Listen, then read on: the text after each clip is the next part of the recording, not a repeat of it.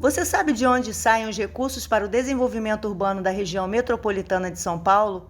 Conhece o Fundo Metropolitano de Financiamento e Investimento, o FUMEF, criado pela Lei Complementar Estadual número 94 de 1974, tem por finalidade financiar e investir em projetos de interesse da região metropolitana da Grande São Paulo.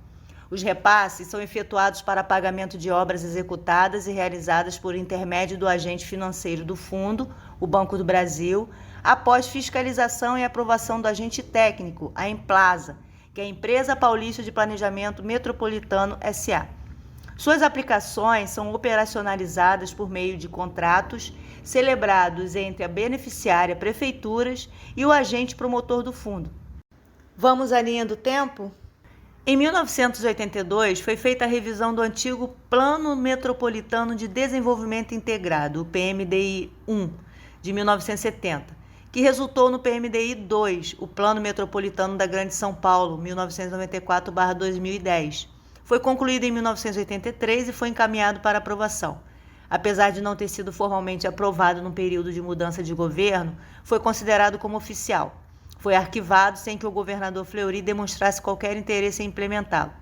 Apesar dos esforços de se formatar um novo PMDI, consolidado em 1994, William avalia que se perdeu um caminho de formulação de novas propostas de organização no território metropolitano. Ele entende que o período entre as décadas de 1990 e 2000 foi de relativa inação local, a despeito da criação do Estatuto da Cidade e do Ministério das Cidades. Porém, o contexto se tornou mais complexo e a fila de problemas andou. De 2003 a 2010, se inicia a reorganização da região metropolitana de São Paulo e a criação da Secretaria de Estado do Desenvolvimento Metropolitano através da Lei Complementar Estadual número 1139 de 2011, que complementa as atribuições definidas em 1994, deliberar sobre planos, projetos, programas, serviços e obras a serem realizados com recursos financeiros do Fundo de Desenvolvimento da Região Metropolitana de São Paulo. Em 2011, a Emplasa dá início à elaboração do Plano de Ação da Macrometrópole, o PAN 2013-2040, e ao Plano Metropolitano de Desenvolvimento Habitacional, o PMDH. Foi a institucionalização do território da Macrometrópole, a MMP. A região metropolitana de São Paulo, RMSP, foi reorganizada e foram criadas a região metropolitana do Vale do Paraíba e Litoral Norte, a RMVPLN, e a região metropolitana de Sorocaba, RMS, mais recentemente. Também foram institucionalizadas as aglomerações urbanas de Jundiaí e Piracicaba. Em 2005 e 2006, por exemplo, o Ministério das Cidades realizou uma ampla campanha nacional para a sensibilização de gestores públicos e da sociedade em geral para a importância do plano diretor como instrumento básico da política de desenvolvimento e expansão urbana, na medida provisória número 2220/2001, na Lei Federal 10.8683 de 2003, com regulamentação posterior pelo Decreto número 5.031 de 2004, posteriormente revogado pelo Decreto número 5.790 de 2006, e em 2007 houve uma tentativa de revisão por parte da gestão anterior, que foi marcada por conflitos com a sociedade civil organizada quanto à condução do processo participativo. Em 2008, o projeto apresentado pelo Poder Executivo foi invalidado pela Justiça, após ação movida por entidades civis. A campanha teve impacto significativo no aumento do número dos planos diretores no Brasil no período entre 2005 e 2009.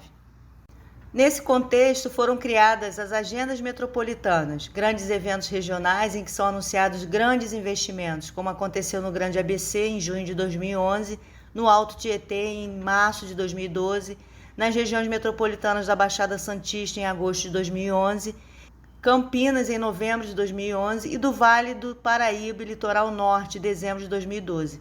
Para a validação de suas políticas, projetos, ações e metas, a Emplasa foi buscar as pautas do Programa das Nações Unidas para Assentamentos Humanos, ONU Habitat. O Plano Diretor Estratégico do Município de São Paulo, PDE, com Lei Municipal número 16.050 de 2014, substitui sua antecessora, a Lei Municipal número 13.430 de 2002, que definia o ano 2012 como prazo para a concretização de suas diretrizes.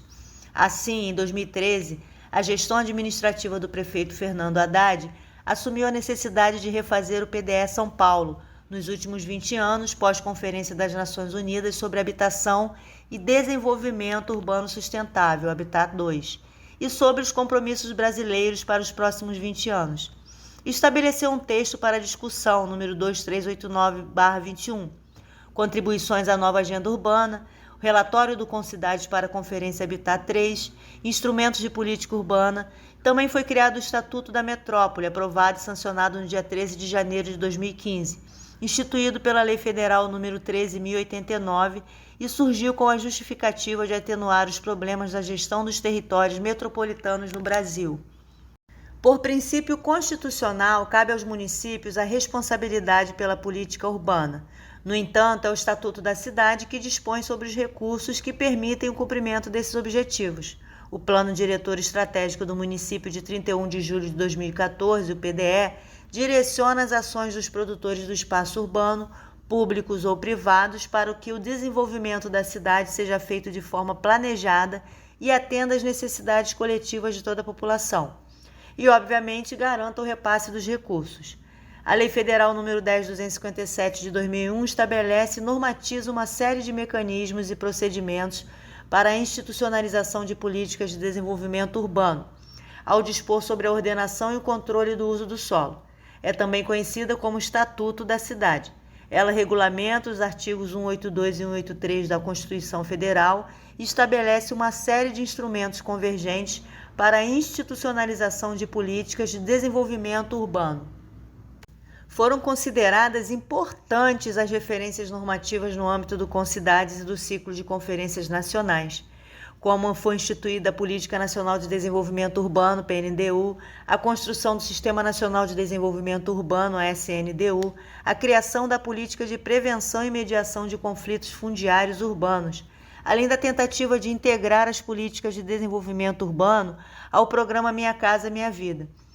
Tudo amarradinho ao plano diretor, entre aspas. A despeito dos avanços normativos, há que se registrar, contudo, que essas referências carecem ainda de se efetivar. Com o estabelecimento do Estatuto da Cidade, o plano diretor ganhou maior centralidade e passou a ser o principal instrumento para a ordenação do território das cidades, pois sem o plano diretor, os municípios não conseguem os recursos do fundo. Onde estão as ações de todas essas políticas públicas e do FUMEF? Se os planos diretores são tão eficientes, por que a sociedade ainda não usufrui de todos esses benefícios? Para onde foram todos esses planos, estatutos, planejamentos, agendas? Para qual município? Onde estão? Qual o objetivo do plano diretor se as diretrizes do planejamento urbano são claramente descumpridas pelos gestores públicos? Quem da sociedade civil estava lá participando dos planos diretores? E como definir as políticas e planos de desenvolvimento? Como foram e como serão utilizados esses recursos do FUMEF daqui para frente? Quais ações o governo deve dar prioridade? E mais, ir às reuniões, participar do Conselho Gestor do PAN 2013-2040, decidir juntamente com os prefeitos sobre as prioridades, investimentos, ações de infraestrutura eficazes no que diz respeito à ocupação do solo, além de outras ações de igual importância. Essas são as melhores opções para evitar novas tragédias, pois confiar nos planos, agendas e promessas governamentais já não dá mais.